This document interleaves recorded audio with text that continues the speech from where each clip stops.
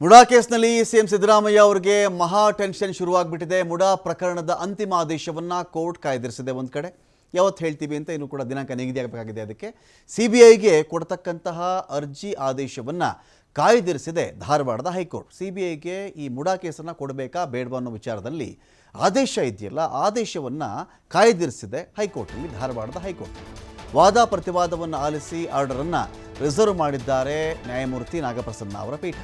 ಮುಡಾ ಕೇಸ್ನಲ್ಲಿ ಸಿಎಂ ವಿರುದ್ಧವಾಗಿ ಸಿಬಿಐ ತನಿಖೆ ನಡೆಸಬೇಕಾ ಬೇಡವಾ, ಇದರಲ್ಲಿ ಈಗ ನ್ಯಾಯಮೂರ್ತಿಗಳಾಗಿರ್ತಕ್ಕಂಥ ನಾಗಪ್ರಸನ್ನ ಅವರು ಇದರ ಬಗ್ಗೆ ಏನು ಆದೇಶವನ್ನು ಬರೆದಿದ್ದಾರೆ ಗೊತ್ತಿಲ್ಲ. ಆದೇಶವನ್ನಂತೂ ಕಾಯ್ದಿರಿಸಿದ್ದಾರೆ.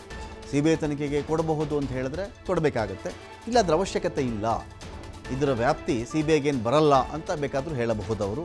ಲೋಕಾಯುಕ್ತ ವರದಿ ಸಲ್ಲಿಸುವುದಕ್ಕೆ ಇದರ ಮಧ್ಯೆ ಏನಾಗಿದೆ ಅಂತ ಹೇಳಿದ್ರೆ, ಲೋಕಾಯುಕ್ತ ತನಿಖೆ ಎಲ್ಲ ಮಾಡಿದ್ರಲ್ಲ, ಈ ತನಿಖೆ ಮಾಡಿರುವಂಥ ವರದಿ ಇನ್ನೂ ಕೂಡ ಸಬ್ಮಿಟ್ ಆಗಿಲ್ಲ, ಸಲ್ಲಿಸಿಲ್ಲ ಒಂದು ವರದಿಯನ್ನು ಅಂತ ಹೇಳಿ. ಹಾಗಾಗಿ ಲೋಕಾಯುಕ್ತ ವರದಿ ಸಲ್ಲಿಕೆಗೆ ಗಡುವನ್ನು ಕೂಡ ವಿಸ್ತರಿಸಿದೆ ಕೋರ್ಟ್. ಆದೇಶ ಪ್ರಕಟಿಸುವವರೆಗೂ ವರದಿ ಸಲ್ಲಿಕೆಗೆ ಗಡುವನ್ನು ವಿಸ್ತರಿಸಿದೆ ಕೋರ್ಟ್. ಅಂದರೆ ಎಲ್ಲಿವರೆಗೆ ಇವರು ಆದೇಶವನ್ನು ಹೇಳ್ತಾರೆ ಅಂತ ಹೇಳಿದ್ರೆ, ಈ ಒಂದು ವರದಿ ಸಬ್ಮಿಟ್ ಆಗಲಿ ಅನ್ನೋ ಥರ ಹೆಚ್ಚು ಕಡಿಮೆ 2ರ ದಿನಾಂಕ ಹೆಚ್ಚು ಕಡಿಮೆ ಒಂದಿನ ಆ ಕಡೆ ಈ ಕಡೆ ಬರಬಹುದಾಗುತ್ತೆ. ಮುಡಾ ಕೇಸ್ನ ತನಿಖಾ ವರದಿ ಸಲ್ಲಿಸುವುದು ಲೋಕಾಯುಕ್ತ ಜನಪ್ರತಿನಿಧಿಗಳ ಕೋರ್ಟ್ಗೆ ಲೋಕಾಯುಕ್ತ ವರದಿ ಇದೀಗ ಈ ಒಂದು ವಿಚಾರದಲ್ಲಿ ಸಲ್ಲಿಸೋಕ್ಕೆ ಬರಲ್ಲ ಅಂತ ನೋಡಿ. ಲೋಕಾಯುಕ್ತರು ಸಲ್ಲಿಸಲಿದ್ದಾರೆ, ಜನಪ್ರತಿನಿಧಿಗಳ ಕೋರ್ಟ್ಗೆ ಲೋಕಾಯುಕ್ತ ವರದಿ ಸಲ್ಲಿಸುವಂತೆ ಇರಲ್ಲ. ಇದನ್ನು ಲೋಕಾಯುಕ್ತರು ಸಲ್ಲಿಸ್ತಾರೆ, ಆದರೆ ಜನಪ್ರತಿನಿಧಿಗಳ ಕೋರ್ಟ್ಗೆ ಸಲ್ಲಿಸ್ತಾರಾ? ನೋ, ಆ ಕೋರ್ಟ್ಗೆ ಈ ಒಂದು ವರದಿ ಹೋಗಲ್ಲ. ಜನಪ್ರತಿನಿಧಿಗಳ ವಿಶೇಷ ನ್ಯಾಯಾಲಯಕ್ಕೆ ಅಂತಿಮ ವರದಿ ಯಾವುದೇ ಕಾರಣಕ್ಕೂ ಸಲ್ಲಿಸುವಂತಿಲ್ಲ. ಅಂತಿಮ ಆದೇಶದವರೆಗೂ ವರದಿ ಸಬ್ಮಿಟ್ ಮಾಡುವಂತೆ ಇರಲ್ಲ ಅಂತ ಕೂಡ ಸೂಚನೆ ಹೋಗಿದೆ. ಈ ವಿಚಾರದಲ್ಲಿ ಅಭಿಷೇಕ್ ಮನು ಸಿಂಘ್ವಿ ಮುಖ್ಯಮಂತ್ರಿಗಳ ಪರ ವಕೀಲರಾಗಿ ಮಾತಾಡ್ತಾ ಇದ್ದರು. ಆರೋಪಿಯು ತನಿಖಾ ಸಂಸ್ಥೆಯನ್ನು ಆಯ್ದುಕೊಳ್ಳಲಾಗದು ಅಂತ ಹೇಳಿದ್ದಾರಿಲ್ಲಿ.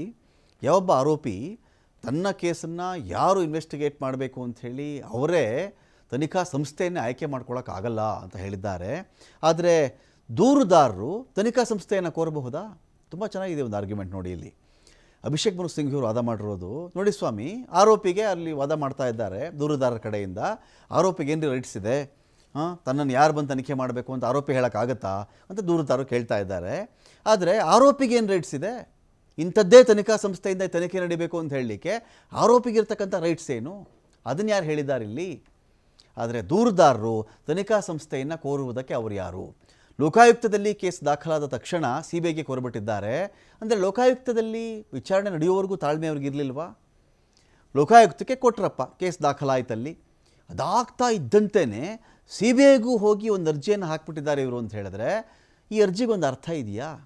ಲೋಕಾಯುಕ್ತದ ಕೇಳಿದಾಗ ಲೋಕಾಯುಕ್ತದ ಒಂದು ತನಿಖೆ ಬಗ್ಗೆ ವರದಿಯ ಬಗ್ಗೆ ವೆಯ್ಟ್ ಮಾಡುವಂಥ ತಾಳ್ಮೆ ಇರಬೇಕಾಗಿತ್ತಲ್ಲ ಇವ್ರಿಗೆ, ಅದು ಮಾಡೇ ಇಲ್ಲ ಇವರು.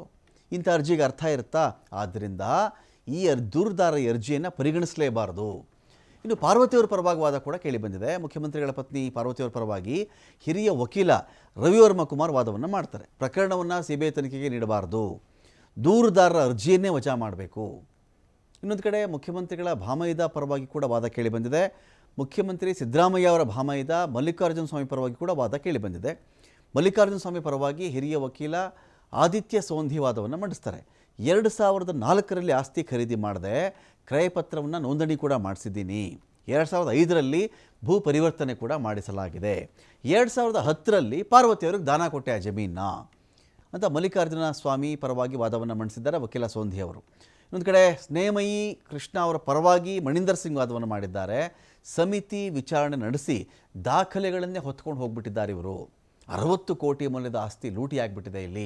ಹೀಗಾಗಿ ಸ್ವತಂತ್ರ ತನಿಖಾ ಸಂಸ್ಥೆಯಿಂದ ತನಿಖೆ ಆಗಬೇಕಾಗಿದೆ, ಯಾವುದೇ ಹಸ್ತಕ್ಷೇಪ ಇಲ್ಲದ ಸಂಸ್ಥೆಯಿಂದ ತನಿಖೆ ನಡೆಯಬೇಕು. ಮುಲಾಯಂ ಸಿಂಗ್ ಪ್ರಕರಣದ ವಿಚಾರವನ್ನು ಉಲ್ಲೇಖ ಮಾಡಿಕೊಂಡು ವಾದವನ್ನು ಮಂಡಿಸಿದ್ದಾರೆ ಇಲ್ಲಿ. ತಮ್ಮದಲ್ಲ ಅಂತ ಮಗನ ಹೆಸರಲ್ಲಿ ಆಸ್ತಿ ಇತ್ತು ಅನ್ನೋ ಮುಲಾಯಂ ಅವರ ಕೇಸ್ ಅದು. ಸಣ್ಣ ಮಟ್ಟದ ಭ್ರಷ್ಟಾಚಾರಕ್ಕೆ ಸಿಬಿಐಗೆ ವರ್ಗಾವಣೆ ಆಗಲ್ಲ ಅಂತ ಹೇಳಿದ್ದಾರೆ. ಯಾವ ರೀತಿಯ ಪ್ರಕರಣ ವರ್ಗಾಯಿಸಬೇಕು ಅಂತ ಪ್ರತಿವಾದಿ ಹೇಳಿಲ್ಲ. ಸಿದ್ದರಾಮಯ್ಯ ಅವರು ಚುನಾವಣಾ ಆಯೋಗಕ್ಕೆ ಪ್ರಮಾಣ ಪತ್ರವನ್ನು ಸಲ್ಲಿಸಿದ್ದಾರೆ. ಅಫಿಡವಿಟ್ನಲ್ಲಿಯೂ ಕೂಡ 14 ಸೈಟ್ಗಳ ಬಗ್ಗೆ ಹೇಳೇ ಇಲ್ಲ, ಇವರು ಉಲ್ಲೇಖವನ್ನೇ ಮಾಡಿಲ್ಲ. ಚುನಾವಣಾ ಆಯೋಗಕ್ಕೆ ಕೊಟ್ಟಿರ್ತಕ್ಕಂಥ ಮಾಹಿತಿಯಲ್ಲಿ ಈ ವಿಚಾರವನ್ನು ಮುಚ್ಚಿಟ್ಟಿದ್ದಾರೆ ಇವರು. ಸುಪ್ರೀಂ ಕೋರ್ಟ್ ಆದೇಶ ಇದ್ದರೂ ಅಫಿಡವಿಟ್ನಲ್ಲಿ ಮಾಹಿತಿನೇ ಇರಲಿಲ್ಲ.